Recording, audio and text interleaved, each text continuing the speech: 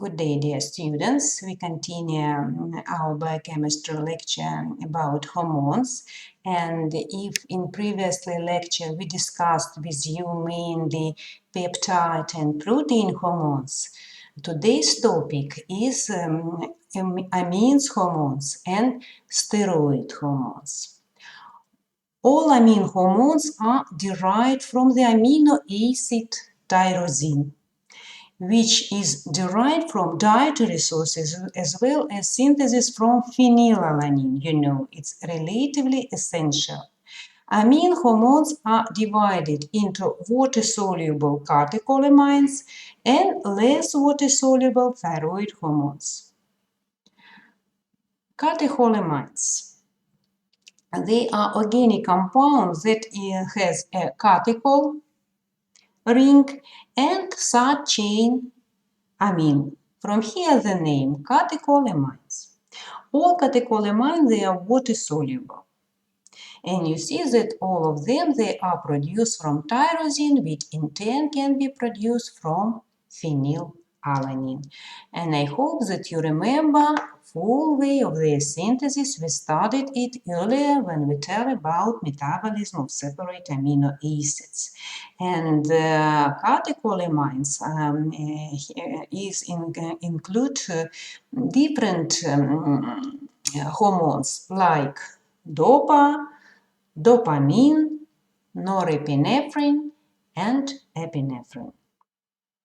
Catecholamines are produced mainly by the adrenal medulla and in the brain and other neural tissue.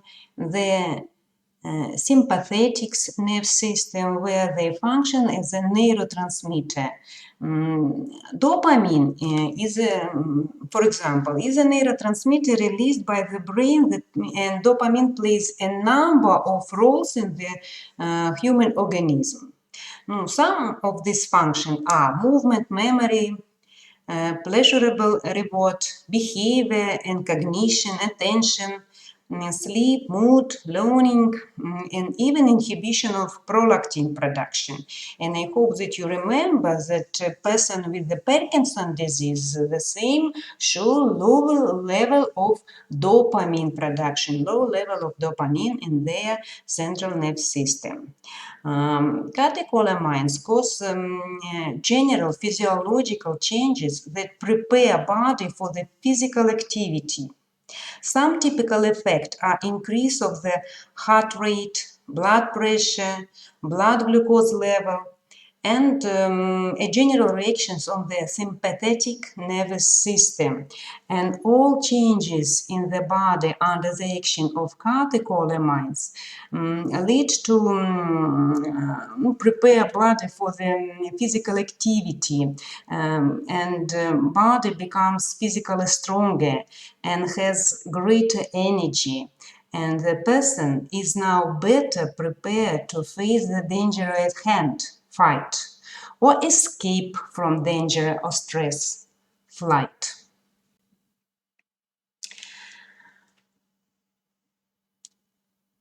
Catecholamines has many different metabolic effects. In general, catecholamines are responsible for all biochemical reactions of adaptation to acute stress. And that's why evolutionarily it's associated with the muscle activity. And the main hormones that we study when we tell about catecholamines, of course, epinephrine, also known as adrenaline. Epinephrine was the first hormone to be discovered. Epinephrine is produced continuously in a small amount by the adrenal gland. But when the body is threatened in the time of excitement, danger, emotional stress, or physical activity, the brain sends message to the adrenal gland which respond by the increase of epinephrine production. And due to the action of epinephrine happens the increased production of the fatty acid in adipose tissue, mobilization of glucose from the liver, Due to this happens the maintaining of the energy, which is so neat for the active working of the muscles. Together with this, epinephrine decrease in anabolic processes through a decrease in insulin secretion. Along with these, catecholamines stimulate the secretion of corticotropin-releasing factors and accordingly ACTH, which stimulates the release of glucocorticoids, responsible for adaptation to prolonged stress. That's why already now I want to show you that catecholamines, they are hormones of the acute stress. And glucocorticoids, about that we will tell later, they are hormones of the chronic, prolonged stress. Epinephrine, together with this, has very strong vasopressor effect, causing an increase of blood pressure. It increases the force of the contraction of the heart muscle, as well as the heart rate, constricts blood vessels and veins. Adrenaline is mainly used as a vasoconstrictor, hypertensive, bronchodilator, hyperglycemic, and anti-allergic agent. It is also prescribed to improve cardiac conduction in acute conditions like myocardial infarction, myocarditis, and others.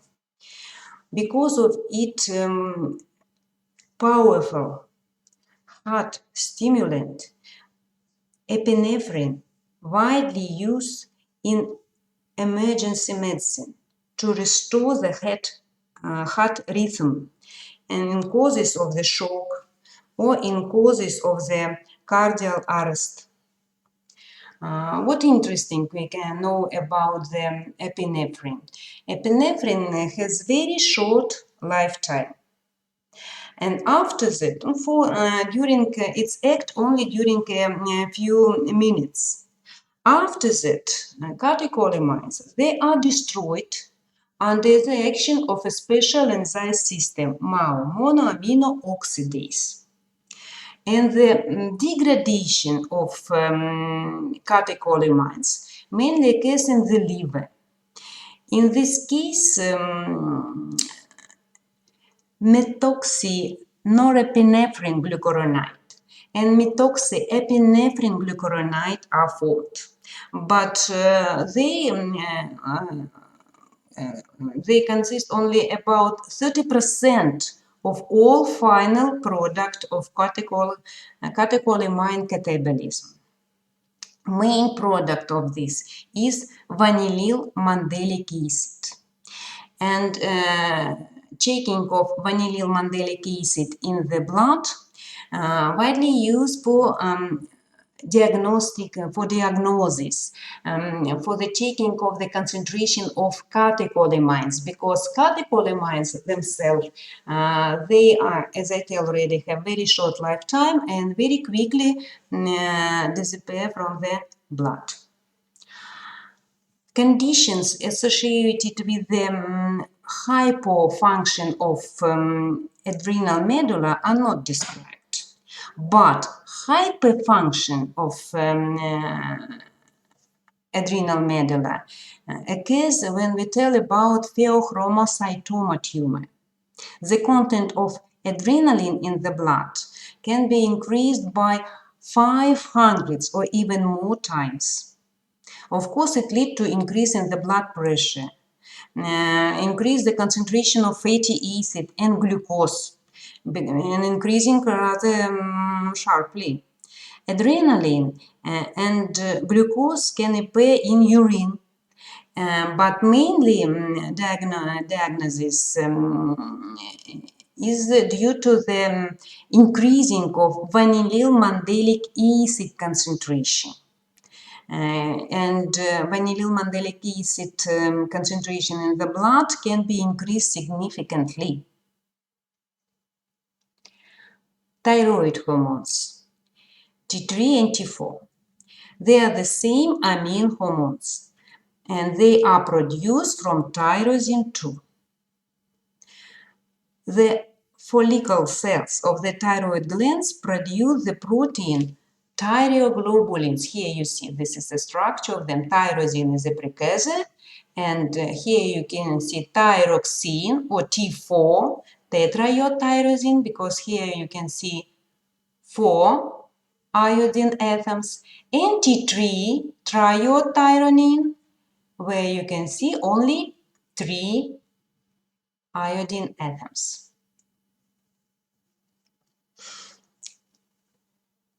Thyroid hormones are produced, of course, in the thyroid glands under the action of stimulatory effect of primary of thyrotropin releasing hormones, which is produced in hypothalamus. These thyrotropin releasing hormones, soteriolibirins, after that stimulate anterior pituitary to release thyrotropin, TSH, which in turn stimulate pinocytosis of thyroglobulins and lysosomal proteases, cleave of peptide bonds in the thyroglobulins. And you see that all reactions of thyroid hormone synthesis are stimulated under the action of TSH, thyroid stimulating hormones, and iodinization of tyrosines in the thyroglobulins, which is a very rich, you see, of tyrosines, and condensation of two tyrosines after iodinization, and after that cleavage of this the thyroglobulin with the releasing of thyroid hormones into the bloodstream. Here you can see detailing this process in that in the epithelial cells of the thyroid follicles contain the thyroglobulins proteins. On the apical membrane of follicles, iodinization of tyrosine first occurs with the formation of monoiodine tyrosine and diiodtyrosine. And next step is condensation of them with the formation of T3 and T4. This iodinated thyroglobulin molecule is secreted into the lumen of the follicle, into a colloid, and then under the action of TSH arrives in the thyroid glands, the follicle cells capture drops of the colloid along with the thyroglobulins, and lysosome proteases enzymes hydrolyze the protein to amino acids, which is finished T3 and T4 production and entering them into the bloodstream. But, as I tell already, they are hydrophobic and lipophilic, of course.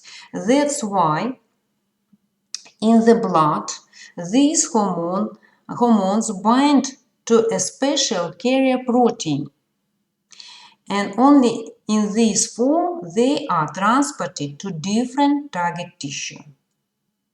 And the main carriers of thyroid hormones is thyroxine binding globulin. These glycoproteins are produced in the liver.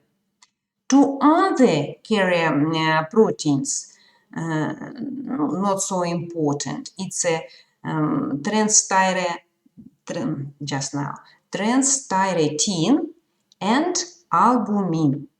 The concentration of T4 in the blood is in 10 times greater than T3. So T4 called the main form of thyroid hormones in the blood. But T3 is 10 times more active than T4. Effect of these hormones. Target tissue for thyroid hormones are all our tissue except maybe spleen and testes. In target tissue, thyroid hormones are released from the protein their transport protein and enter the cells. And in the cells already, 90% of T4 loses one atom of iodine and turns into T3. Thus, the main intracellular form of these hormones is T3, triiodtyrosine.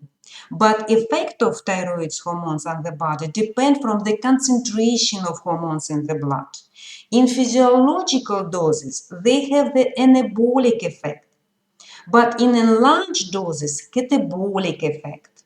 The main effect on physiological concentration of thyroid hormones is aimed at a protein synthesis and energy metabolism.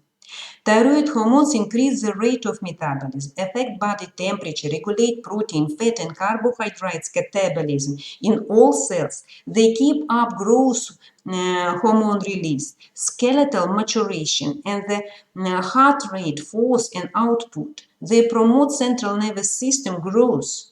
Pay attention on this. Later I will show why it's so important. They stimulate the making of many enzymes and they are necessary for the muscle tone and vigor. These hormones have very strong effect on the protein synthesis. Through the cytoplasmic receptor, the hormones act on the chromatin of the nucleus, and resulting is increase in the synthesis of DNA and RNA, and after that, of course, protein synthesis. The production of the new protein molecule accelerates growth, division, and differentiation of cells. Of course, it's very important, especially for the growing organism. If we tell about metabolic effect of these hormones, its influence, as I tell already, and on lipid and on carbohydrate metabolism together with the protein metabolism, which we described already above. In lipid metabolism, what we see, the increase of thyroid hormones levels stimulate fat mobilization, leading to increased concentration of fatty acids, cholesterol, and triacylglyceride in the plasma. Thyroid hormones stimulate almost all aspects of carbohydrate metabolism, especially increased gluconeogenesis and glycogenolysis to generate free glucose. That's why under the action of these hormones, concentration of glucose in the blood is increased. That's why thyroid hormones, they are antagonists of insulin. Together with this, thyroid hormones stimulates diverse metabolic activities, most tissue, leading to increase in the basal metabolic rate. And one consequence of this activity is to increase body heat production. How it's happened? Usually you answer that heat is increased due to increase of the metabolic rate. It's common answer, not biochemical. Now let's see what happened, how thyroid hormones can take part in regulation of our body temperature and regulation of the heat production in our body. If you remember, we discussed it in previous semester, the thyroid hormones are uncouplers of oxidative phosphorylation and biological oxidation. I hope you remember that in the mitochondria, in the inner membrane of mitochondria, present a number of enzymes which took part in energy production due to oxidation of different substrate. It's an electron transport chain or respiratory chain, which consists from a number of enzymes which form four complexes. And protons with electrons, after that moved from the different substrate after substrate oxidation through this electron transport chain to the final acceptor oxygen, with the formation of the water from this oxygen and with the releasing of the energy, generation of the energy. Name of this process is biological oxidation. Normally, part of this energy is stored in the form of ATP, and part is used to generate heat to maintain normal body temperature. This formation of ATP from the energy of biological oxidation is called oxidative phosphorylation, and the main enzyme of this process is ATP synthase. Now, when we tell about hyperthyroidism, it happens when we have a high concentration of thyroid hormones. These thyroid hormones in high concentration uncouple the electron transport chain and oxidative phosphorylation. As a result, the electron transport chain works, substrate oxidizes, energy is generated in the electron transport chain, but due to uncoupling effect of these hormones, uncoupling of electron transport chain and oxidative phosphorylation, energy is not stored in ATP, but is dissipated in the form of heat. Therefore, one of the characteristic signs of the hyperthyroidism is increase in the body temperature. Really. If we tell about hyperthyroidism, we have many different names: Graves' disease, thyrotoxicosis, exophthalmic goiter, or toxic goiter. It is when the thyroid gland secretes excessive quantity of thyroid hormones. It may be primary if problem directly in thyroid glands, result of any hyperplastic processes, tumor maybe, or maybe secondary when problem in the anterior pituitary will lead to very intensive stimulation of thyroid glands with the tyrotropin hormones, you see? But result is the same. High concentration, high intensive production of thyroid hormones. It leads, of course, as I explained already, of heat production. An increasing of this heat production lead to sense of the heat intolerance, one next symptoms of this disease. And is the same need to dissipate heat through the increased sweating. That's why one more symptoms, sweating. Here you can see all of these symptoms. Since the formation of ATP in this disease is reduced, there is a severe weakness, the same appear. One more symptoms, because since ATP is necessary for the muscle contraction and maintaining muscle tone, ATP deficiency in the body lead to increased breakdown of the protein, carbohydrates, and body fat. It's a catabolic effect of the high concentration of thyroxine, which is accompanied by the sharp general weight loss. See here, symptoms. You see that if you know action of these hormones, you can describe all symptoms of hyperthyroidism and later hypothyroidism yourself, because you understand what happened.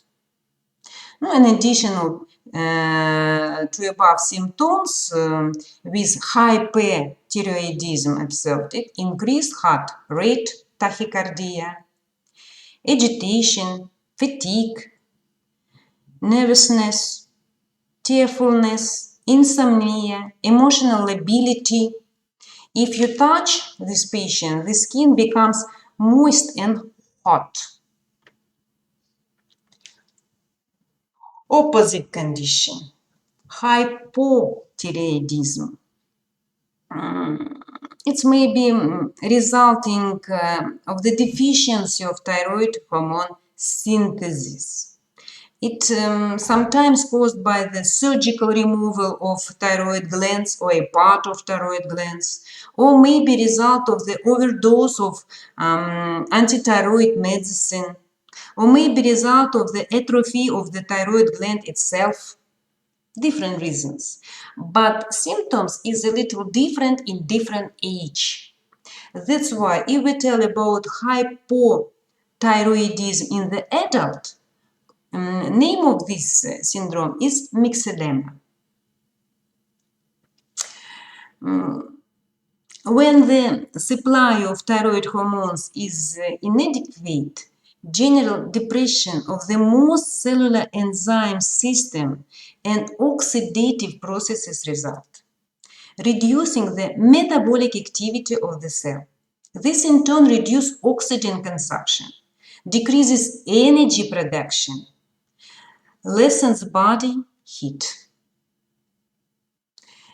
And from here appear all symptoms. These symptoms include mucus-like swelling of the tissue, especially face, moon face, cold intolerance, obesity, loss of hair in teeth, apathy, drowsiness, reduced attention span with memory impairment, very slowed and slurred speech, difficult to understand them, and loss of initiative. In the blood, we can see hypercholesterolemia, hypoglycemia. Together with this, we can see the fatty degeneration of the liver can develop. Skin is dry, pale, and hot. Body temperature decreases, pulse decreases, the blood pressure decreases, menstrual problem can appear if we tell about women. And untreated hypothyroidism leads to severe facial swelling, coma, and death. Hypothyroidism in children is called cretinism. Thyroid hormones, do remember, I pay your attention that thyroid hormones are absolutely essential for the structural, biochemical, and functional maturation of the brain. It is believed that cells of the CNS of the brain continue to divide for 1 or even more years after birth, and therefore, if a deficiency of thyroid hormones, hypothyroidism, occurs during this time, it can lead to decrease in the protein synthesis throughout the body, and in particular in brain tissue. The process of differentiation of the cortex of cerebral hemispheres and cerebellum is disrupted and developed mental retardation with dwarfism, physical retardation. Signs of cretinism include also puffy facial features, a large tongue, navel hernia, and the lack of muscle coordination. The earlier a deficiency of thyroid hormones occurs, the more it affects on delay in the development of the central nervous system. Therefore, earlier diagnosis of hypothyroidism is extremely important in order to promptly prescribe adequate treatment and avoid mental retardation. Steroid hormones. The major steroid hormones are the adrenocortical hormones, corticosteroids, and sex hormones, androgens, estrogens, and progestins. All of these hormones, they are insoluble in water, they are lipid soluble, so there is necessary presence of any special transport protein for their transport in the blood. Like for thyroid hormones, the same. We described the transport of thyroid hormones. All steroid hormones are derivative of cholesterol. And here you see again their classification. We classify them according to their place of their synthesis. If they are produced in adrenal cortex, from here the name adrenocortical hormones, or sex hormones, which mainly are produced in the gonads, males and females hormones. As you see, all of them, they are produced on the cholesterol by cleave of the side chain to form pregnenolone. And from the pregnenolone, all other hormones are produced. Pregnenolone is formed from cholesterol under the action of special enzyme from the cytochrome P450 family, mainly in the mitochondria, but possible in endoplasmic reticulum the same.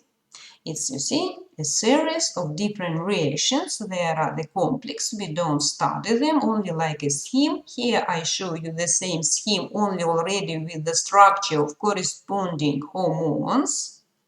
You see here. This process is very, very intensive. For example, you see that the base of 1 gram of the tissue of the adrenal cortex ranks second in the body after the brain in cholesterol constant and first in the constant of ascorbic acid, vitamin C, which is necessary for the conversion of cholesterol into steroid hormones. Neutralization of the steroid hormones occurs in the liver in 2 ways.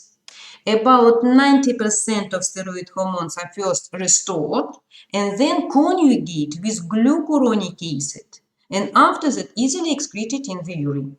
And in 10% of steroid hormones, this side chain is cleaved off at the 7th carbon atom and oxidized to form a keto group, resulting in the formation of 17 ketosteroids, which are also excreted in the urine.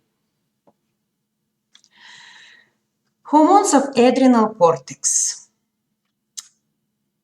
I hope that you remember from anatomy and histology that adult cortex has 3 distinct zones.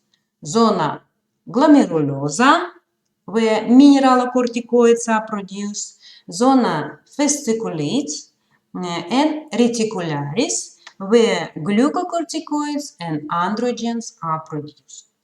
Glucocorticoids. There are 21 carbon steroids with many, of course, action. And it's a family of different hormones, and the more active of them is cortisol. They released into the plasma without storage with a periodicity that is regulated by the ACTH releasing, and they have a special diurnal rhythm. Consequently, cortisol levels are highest shortly after awaking early morning and lowest in the evening. It's understandable because, as I already told you earlier, it's a hormones of the stress, and our life is stress. That's why early morning we have to ready for our daily stress. That's why concentration of this hormone is the highest early morning. After that, it's achieved target organ with through the blood, and there are 2 forms of its circulation in protein bound with transportin or corticosteroid binding globulins. It's from alpha family groups, alpha fraction globulins, and a small amount of cortisol are bound to albumin, and a free fraction about 8%. This is an active cortisol.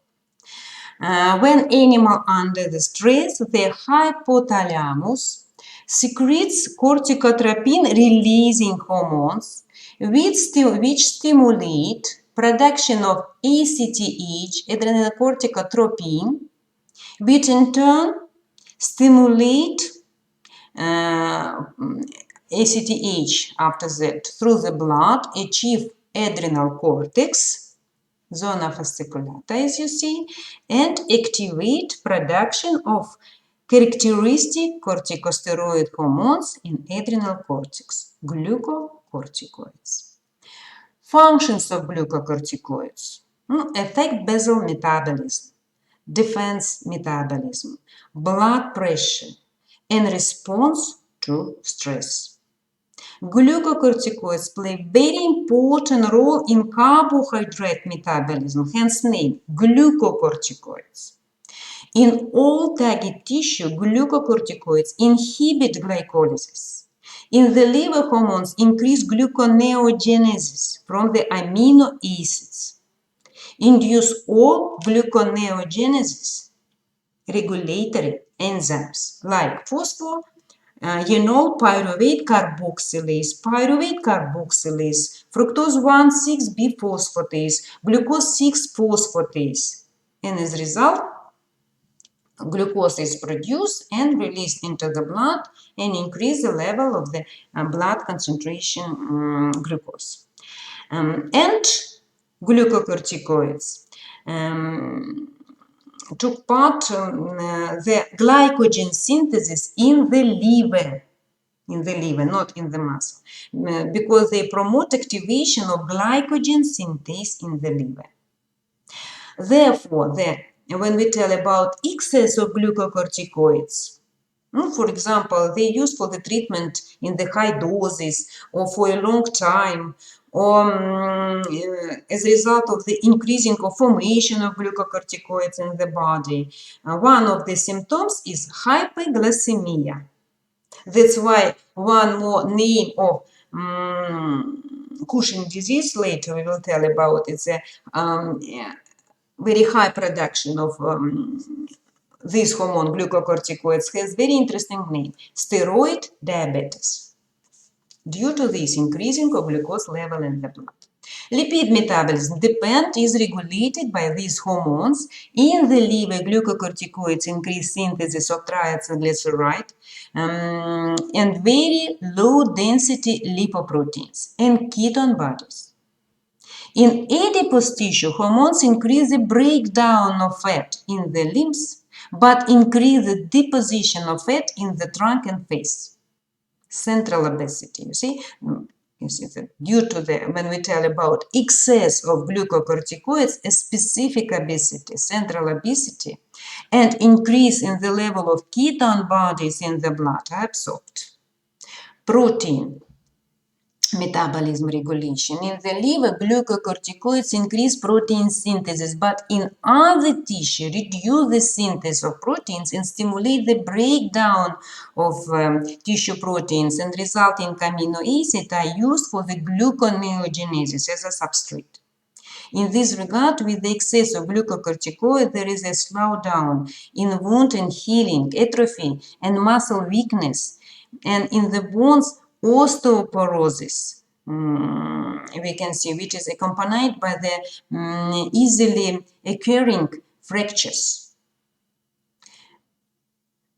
In the lymphoid tissue, an excess of glucocorticoids lead to inhibition of antibody synthesis and decrease in the formation of the lymphocytes. Therefore, under stress, when a lot of glucocorticoids reduce the immune defense of the body and increased susceptibility to infectious disease.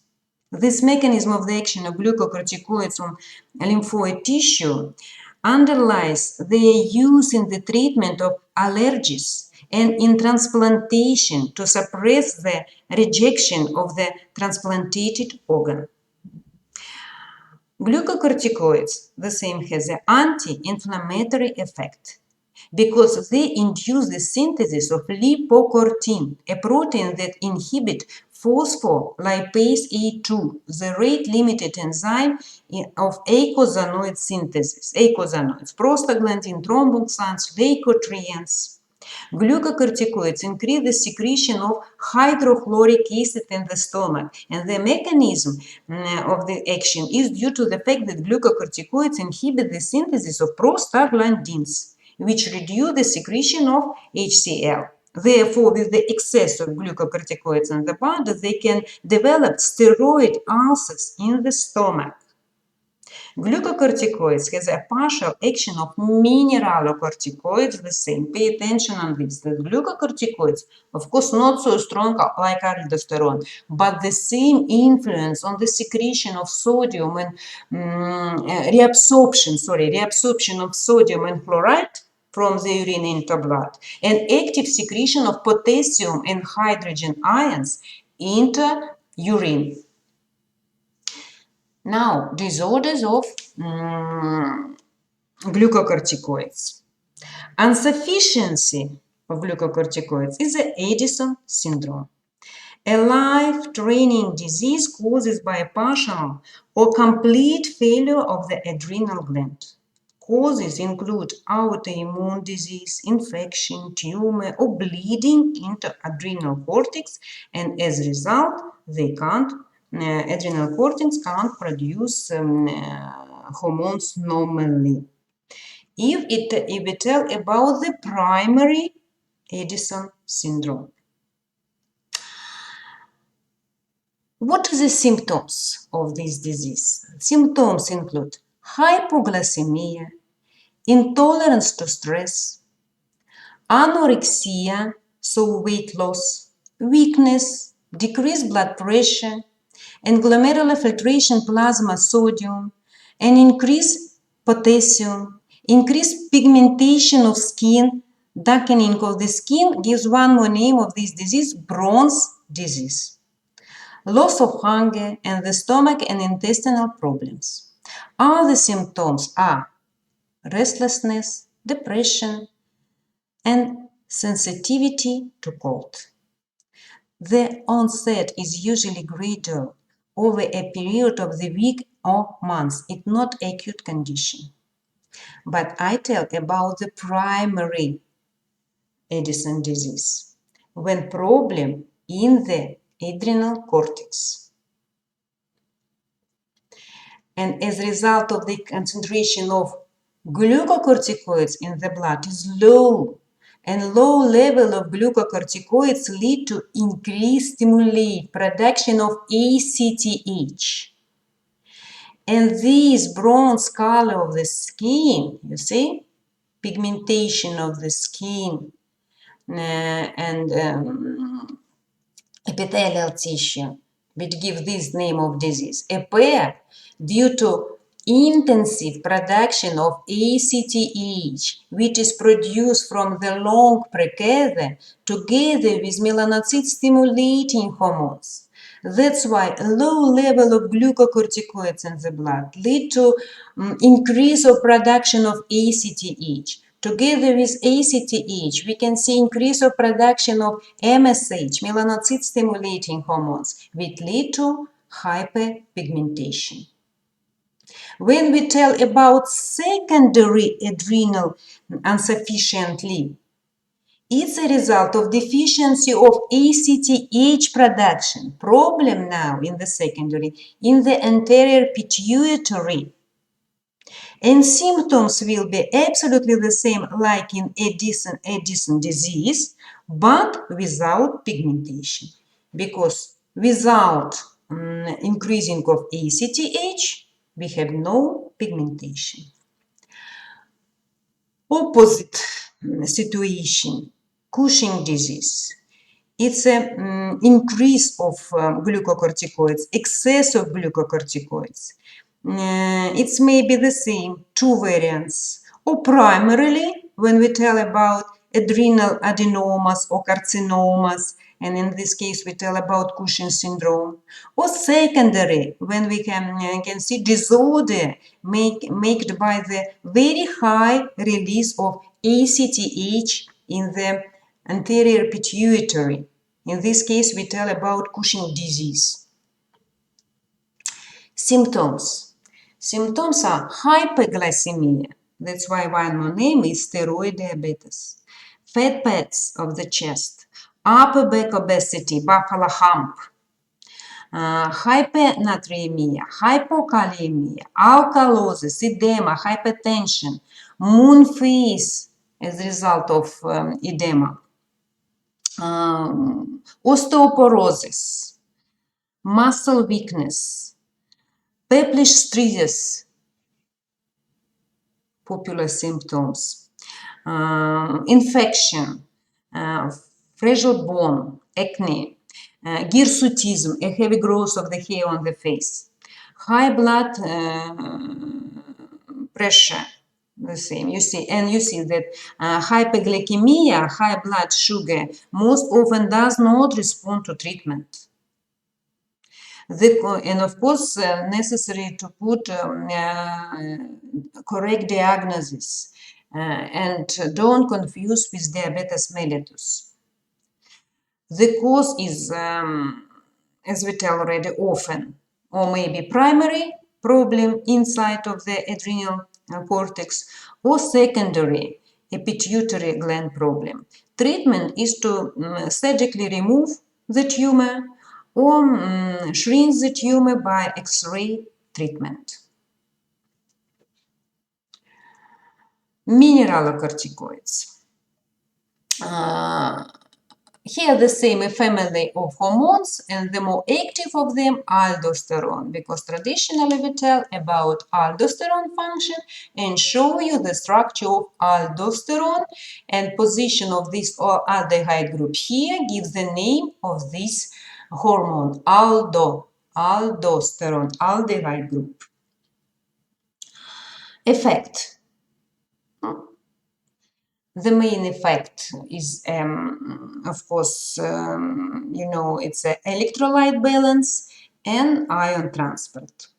Aldosterone acts in the kidney, first of all, and to stimulate the active sodium transport by the distal convolute tubules and collective tubules. So sodium is increased and also promote them, and after sodium, water the same passively absorbed from the urine into the blood.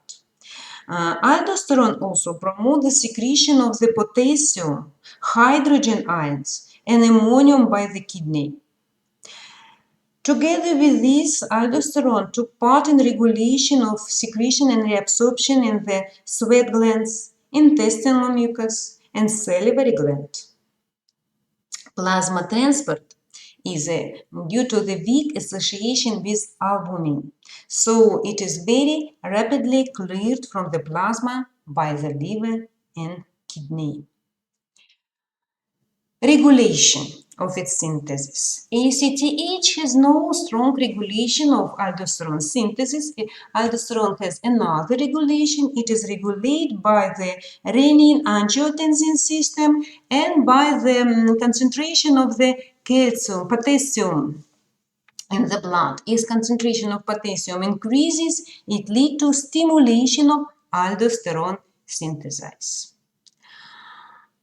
Now let's tell about renin-angiotensin aldosterone pathway mechanism.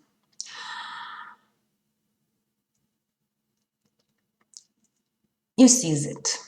If we tell about increasing of them,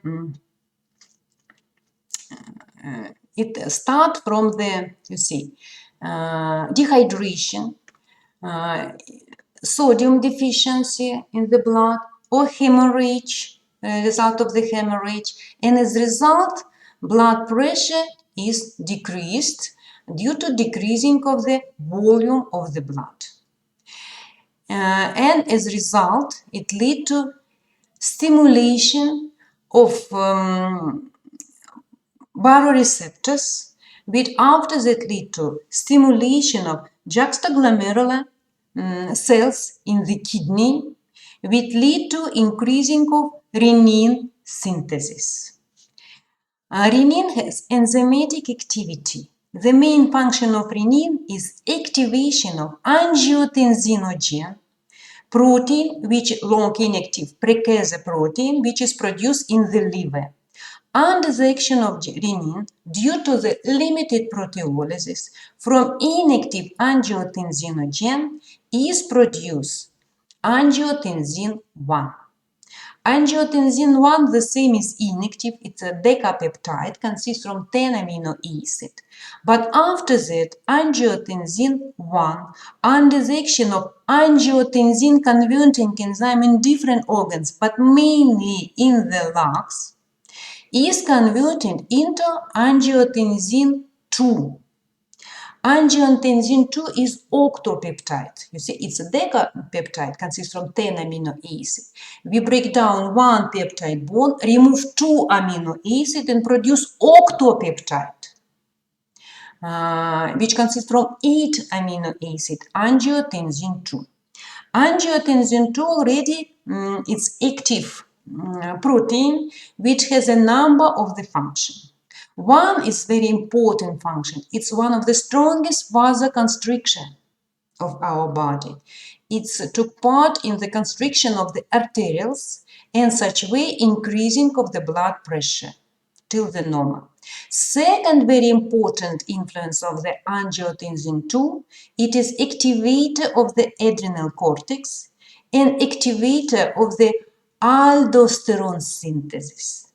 And aldosterone already itself took part in the increasing of the sodium reabsorption from the urine, and water, the same, is reabsorbed passively after sodium, and active secretion of potassium and hydrogen ions into the urine. Reabsorption of sodium together with water lead the same to increasing of the blood volume and finally to increase of the blood pressure.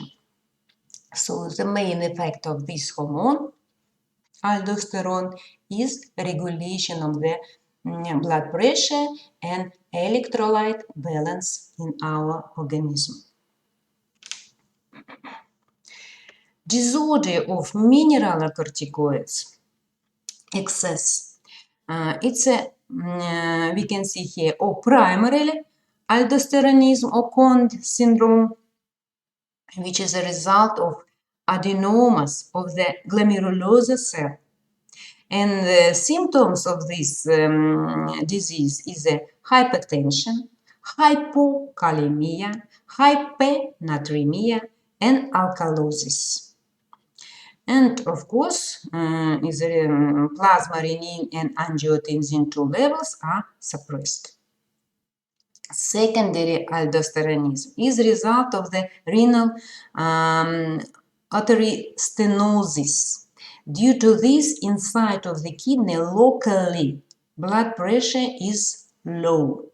It leads to activation of all this system, juxtaglomerular apparatus, with the increase of the renin production and finally hyperfunction of aldosterone.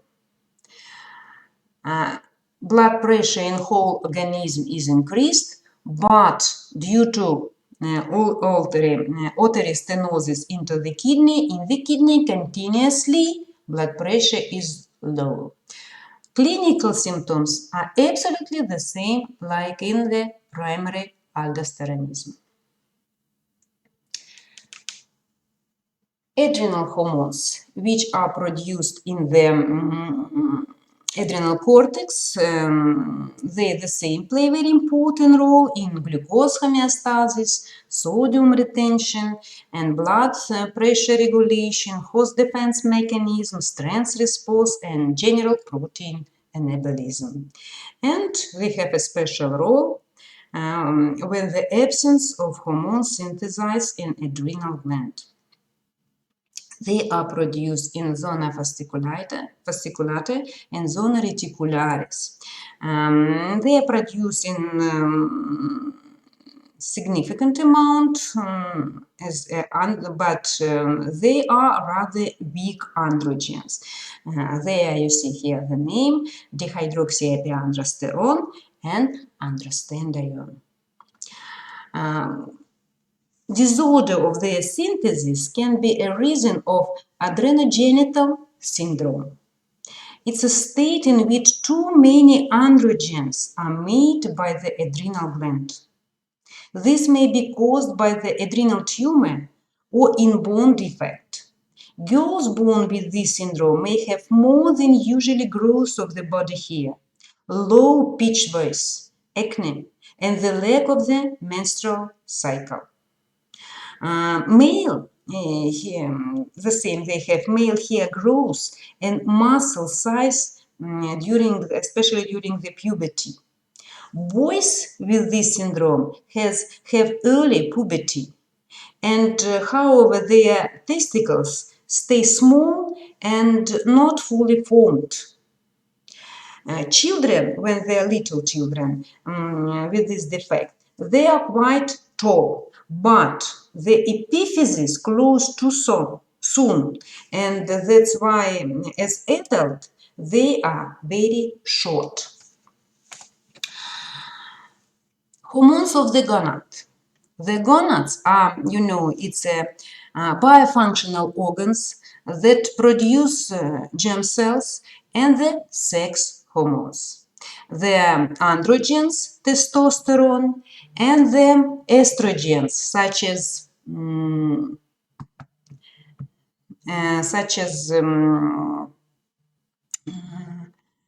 estradiol, first of all, and more active between all estrogens, and the family of progestins, between which progesterone is the more active.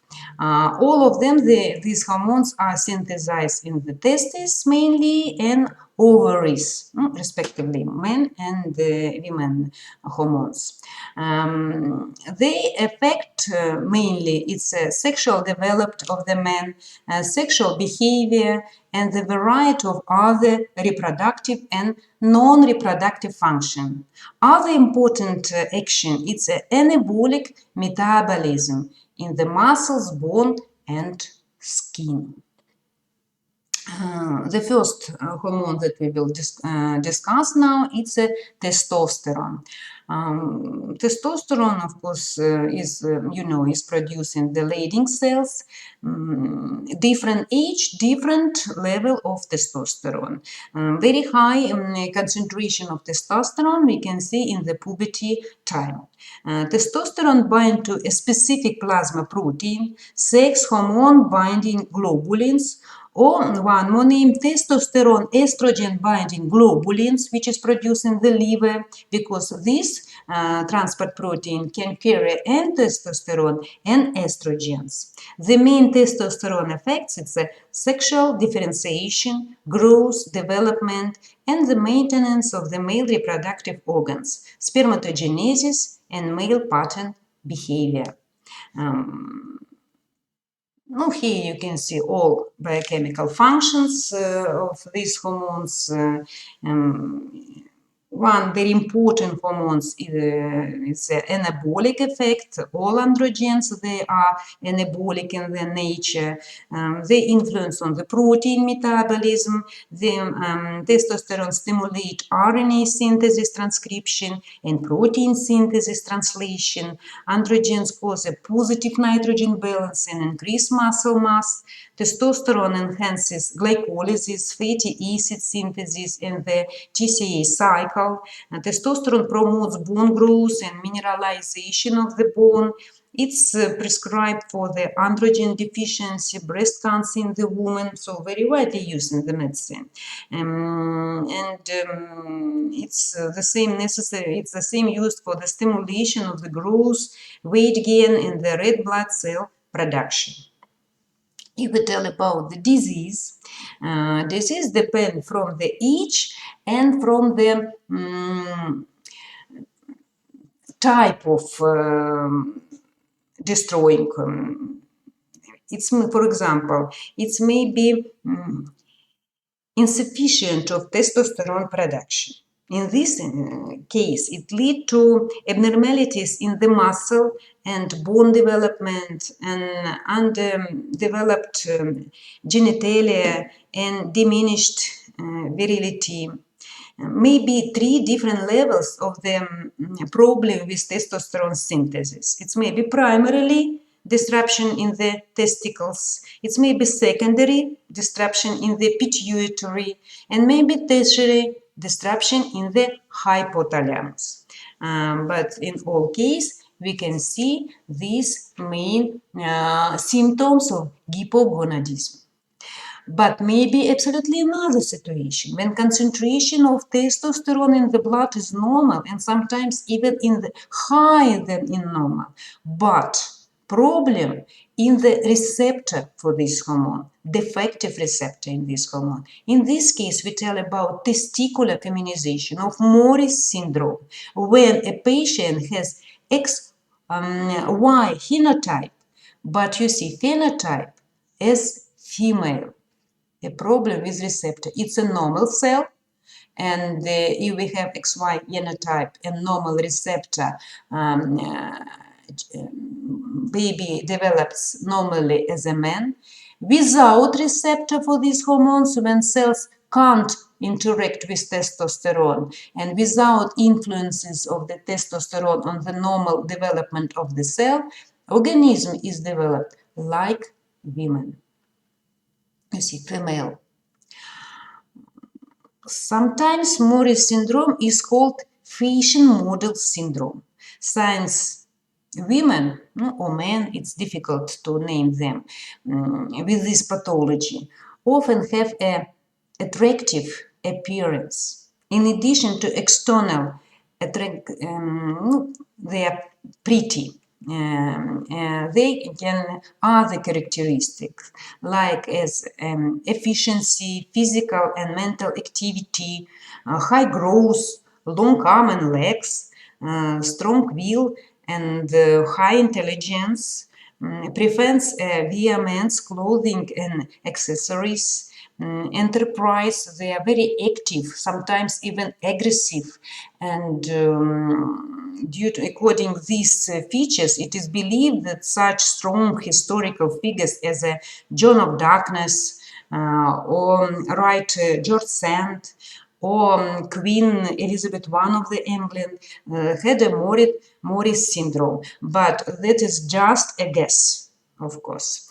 Many model you see very pretty models and actors, they're the same, have Morris syndrome. You see how they are pretty with very good figure, and they have a very active social position. Female sex hormones. Female sex hormones promote development and function of these body and the formation of the secondary sexual characteristic during the puberty in the reproductive organs. The central nervous system, hypothalamus, pituitary gland, under the influence of the hormones, they form a typical sexual behavior, instinct, and the woman's psyche occurs. You see, and pay attention that the concentration of receptors for the hormones in the brain of the woman is the same, higher, like in the uterus. In the uterus, the growth of the glandular epithelium of the endometrium and the smooth muscles of the myometrium increases, and the vascularization of the organ increases. In the vagina, the number of the cell lines increases, which is diagnostic criterion for the action of the estrogens of the body. In the mammary gland, estrogen stimulate the growth of the duct and progesterone the growth of the glandular tissue. These hormones are necessary, both of them, you see, for the maturing of the primordial germ cells, development in the endometrium for implantation of the blastocysts, need for the ovulation, for the maintenance of the pregnancy, labor, and lactation. And if we tell mainly, generally, estrogen, they have a proliferation activity. and progesterone, more secretory function. Progesterone, see, you can see progesterone structure. Progesterone is produced in the ovaries, testes, and adrenal cortex, and during the pregnancy by the placenta. In female, progesterone is secreted by the ovary, primordial form of the cell of the corpus luteum during the luteal phase of the menstrual cycle. Its synthesis is stimulated by the luteinizing hormones with the mechanism of the second messenger. About the mechanism I will tell you later. Progesterone binds to plasma transport protein, corticosterol binding globulins. In the luteal phase, it promotes development of the secretory endometrium in the preparation for the implantation of the fertilized egg and maintaining the pregnancy.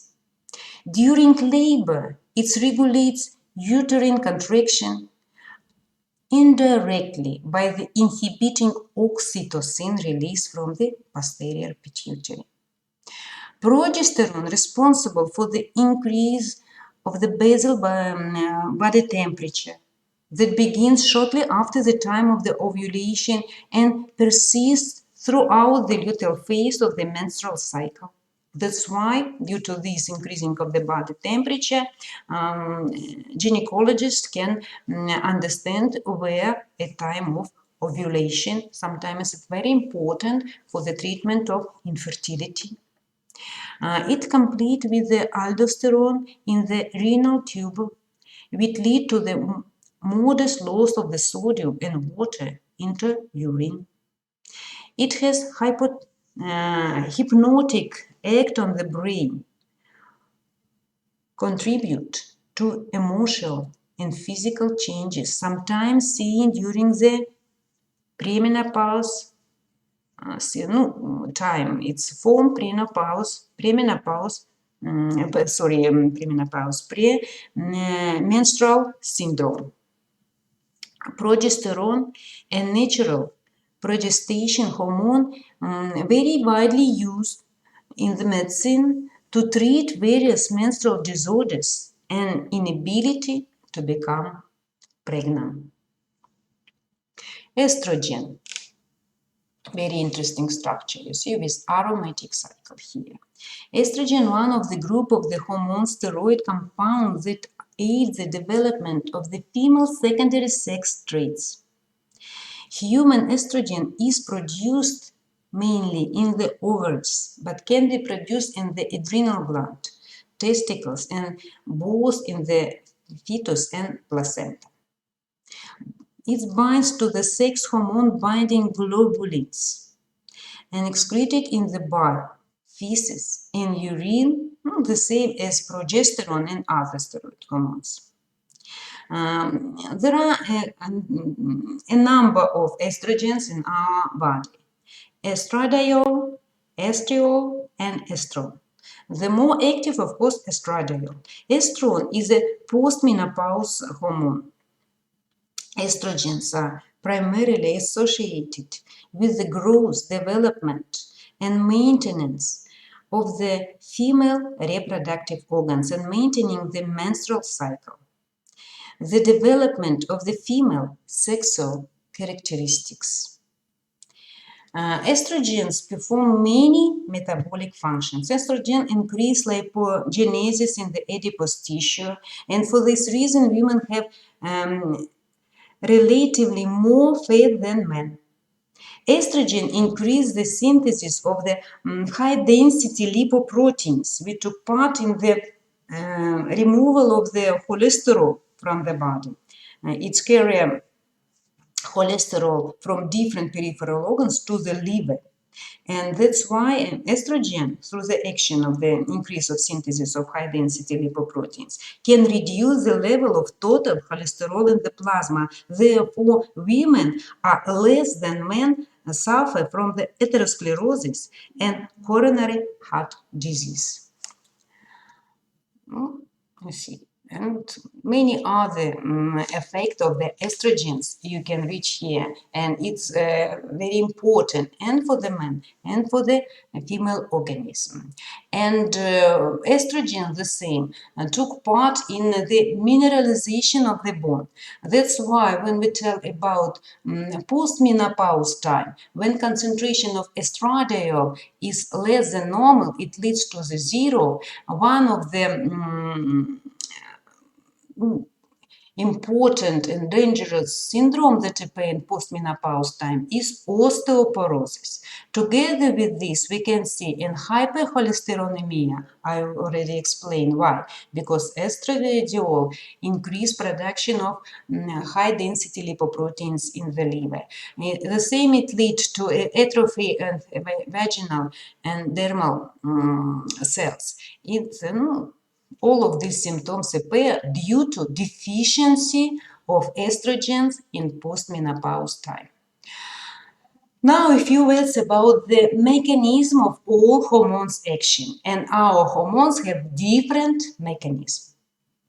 If we tell about the action of peptide hormones, protein hormones, and water-soluble amine hormones, epinephrine and other, they have mechanism of second messenger.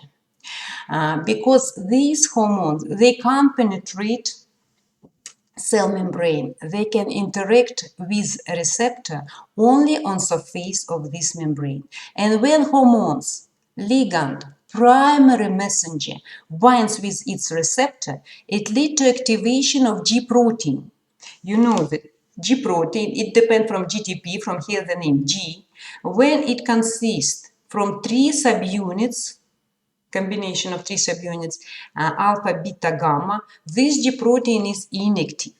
Under the binding of receptor with its ligand, with hormone, it leads to separation, changing of conformation of G protein and separation of alpha subunits from it with the using of GTP. And this separate alpha subunits is active form of this protein. These alpha subunits interact with the next two plasma membrane enzyme, adenyl cyclase, which took part in the formation of cyclic AMP from ATP. And this cyclic AMP is a second messenger in this process. Cyclic AMP is necessary for activation of protein kinase. Protein kinase, you see, consists the same from 2 subunits, 2 regulatory and 2 catabolic. And when they again form a complex, it's an inactive tetramer. When a pair under the action of our hormone inside of the cell, in the cytoplasm, a pair cyclic AMP, second messenger. This cyclic AMP bind with regulatory subunits and it leads to separation of them from catabolic subunits.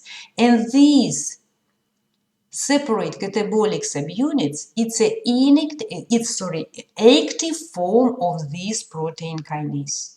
And this active protein kinase now can take part in phosphorylation of other proteins and change their activity. And such way these cells answer on the action of this hormone. Because when we change activity of different enzymes, we change metabolic waves, metabolic activity inside of the cell. And this is the answer of the cell on the action of these hormones. The lifetime of second messenger is very short. Under the action of phosphodiesterase, we inactivate cyclic AMP due to transformation of them into AMP. It's generally. Example, you see, example of this second messenger. It's a mechanism of glucagon, you see. When glucagon combines with its receptor on the target cell, mostly liver, of course, cells, and follows complex cascade events, you see there, activate adenylate cyclase in the hepatic cells via G protein, lead to formation of the cyclic AMP from ATP. Cyclic AMP activate protein kinase, which activate phosphorylase B. It becomes active, you see, phosphorylase A. This active phosphorylase A converts phosphorylase you see, we activate first of all protein kinase, which lead to phosphorylation of phosphorylase kinase, which in turn lead to phosphorylation of phosphorylase B, activation of phosphorylase B into phosphorylase A, and this is cascade of phosphorylation. All red enzymes, they are inactive and they without phosphate group. All these parts, they are active and they have additional phosphate group in them. After phosphorylation of glycogen phosphorylase, we activate glycogen breakdown which lead to formation of glucose 1-phosphate. After phosphorylation of glycogen synthase after phosphorylation becomes inactive. That's why, under the action of glucagon inside of the cell, due to inhibition of this enzyme, we stop produce glycogen in the liver and activate degradation, glycogenolysis, with the production of glucose 1-phosphate, which after that, you know, it is converted into glucose 6-phosphate, and after that, after dephosphorylation, we produce clear glucose, and this glucose after that go out from the hepatocyte into the blood, and we increase the concentration of glucose in the blood. You see that all of these reactions are very fast, and the blood glucose concentration is increased within the minutes. Absolutely the same effect. We can see under the action of other hormones, only they have here not adenylate cyclase, but guanylate cyclase, which produce cyclic GMP from GTP. But mechanism is absolutely the same. It's a second mechanism of second messenger. And let's discuss with you a third general class of hormone mechanism involved in the coupling of the hormone receptor via another group of GTP binding protein. You see the same. Any hormone binds with its receptor. It the same lead to activation of G protein and separation of the alpha subunits. But this G protein now activate membrane binding enzyme phospholipase C. And this phospholipase now took part in degradation of phospholipids of the plasma membrane. Phosphatidyl inositol, you see, it consists from, you see, and this is fatty acid to fatty acid, phosphate group with inositol, inositol 3-phosphate. This enzyme cleaves these phospholipids into two parts, diacylglycerol and inositol 3-phosphate. Diacylglycerol, after that, interact with other membrane-binding enzyme, kinase C, and kinase C, the same can take part in phosphorylation of different proteins and changing of their activity. Inositol 3-phosphate took part in the activation of releasing of calcium from its depot from reticulum, endoplasmic reticulum. You see, this inositol 3-phosphate binds with this receptor, and calcium goes out in the cytosol from its depot. Concentration of calcium ions is increased. Calcium after that bind with a special calcium binding protein, calmodulin. This calmodulin is a small subunit of a family of special calmodulin-dependent protein kinase. And after combination with them, this inactive protein kinase becomes active.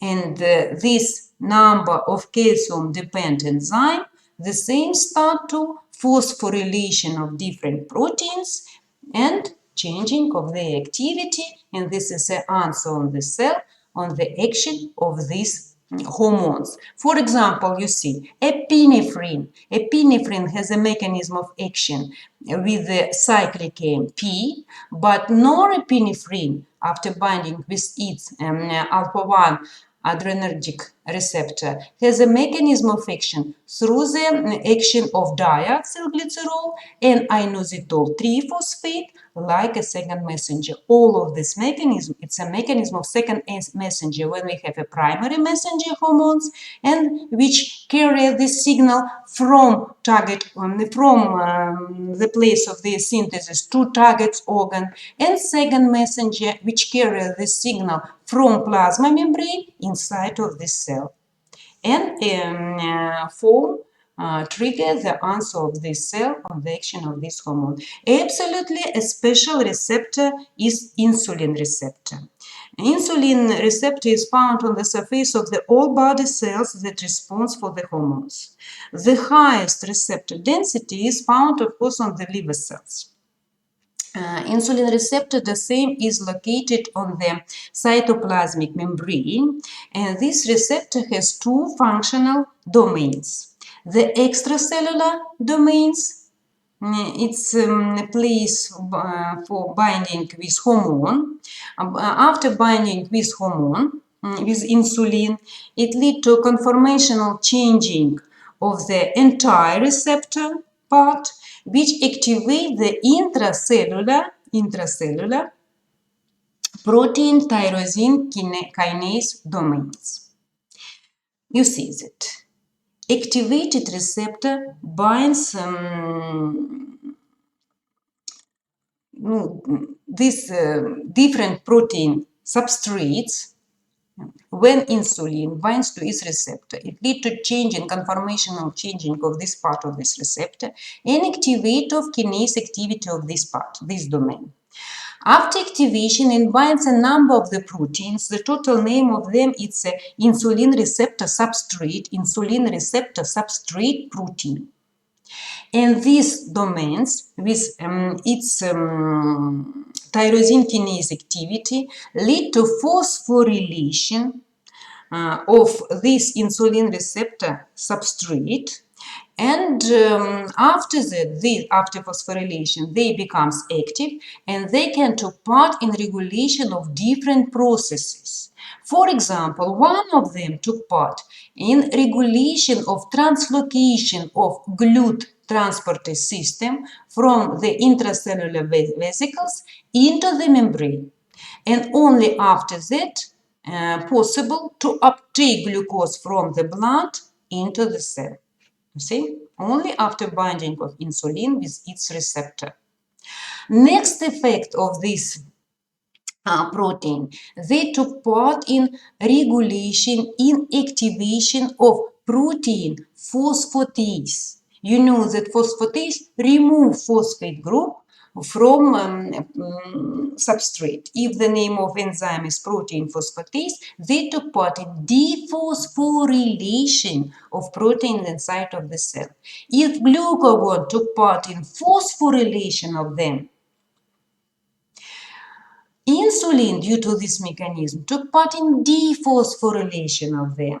Such way, insulin reverses the effect of glucagon. Together with this, they can activate phosphodiesterase, which you know already took part in the lowest of cyclic AMP due to transformation of cyclic AMP into simple AMP.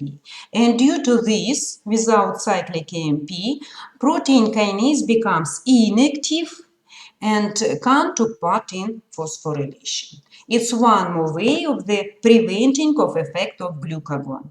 But together with this, insulin and with this mechanism, more than 50 different enzymes can change their regulation. But insulin has one more effect. You see, insulin can also regulate the novel expression of the protein and the level of their transcription and translation. And due to this mechanism, insulin can regulate synthesis of more than 100 of different proteins and enzymes. Insulin such way induce the novel synthesis of glycogen synthase, as well as some of glycolysis enzymes, glucokinase, phosphofructokinase, pyruvate kinase. So such way, insulin increase the rate of velocity due to increase the amount of this enzyme. Insulin increase production of acetyl-CoA carboxylase. You know, it's a start point of fatty acid synthesis. At the same time, insulin suppresses the synthesis of key gluconeogenesis enzymes. It's a result of repression function of insulin, such as glucose 6-phosphatase, phosphoenol pyruvate carboxylase, fructose 1,6-biphosphatase. You see how many effects of insulin action. It's rather complex.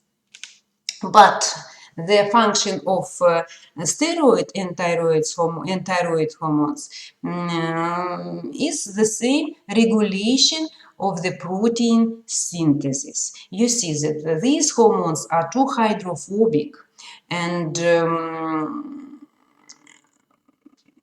they in the blood they always bind with a special transport protein. This transport protein carry them to a target cell where plasma protein they are separate and hormone already easily penetrate cell membrane and appear in the cytosol. In the cytosol, this hormone bind to a special receptor protein and form a receptor hormone complex. This receptor hormone complex after that goes to in the nucleus where it binds with a special regions on the nuclear DNA calls hormones responsible element and such way regulates, either enhance or suppress the expression of the nearby genes. Mutation, you see, and such way it lead to or increasing or decreasing production of corresponding mRNA and finally activation or inactivation production of any protein. This is a mechanism of this hormones regulation. And you see that mutation in the change of one amino acid residues in the hormone receptor can lead to reduce of the interaction between hormones and receptor, and result of this is different diseases. For example, Morris disease is a problem mutation of the receptor for corresponding for testosterone. This specificity in the ligand binding site is exploited in the use of the different drugs in the medicine. For example, tamoxifen. It's complete inhibition of estradiol binding with its receptor. If tamoxifen bind to receptor, estradiol already can't do it and can't activate estradiol's effect. And that's why tamoxifen very widely used in the treatment of the breast cancer, for example. Another steroid analog, it's a drug of RU486. It's a competitive inhibitor of progesterone. It's bind already to progesterone receptor. And this drug is used in a very early termination of the pregnancy. It's a sum of them. You see, hormones that we discussed with you, peptide, amines, steroid hormones, and due to different their solubility, they have different mechanism of their transport.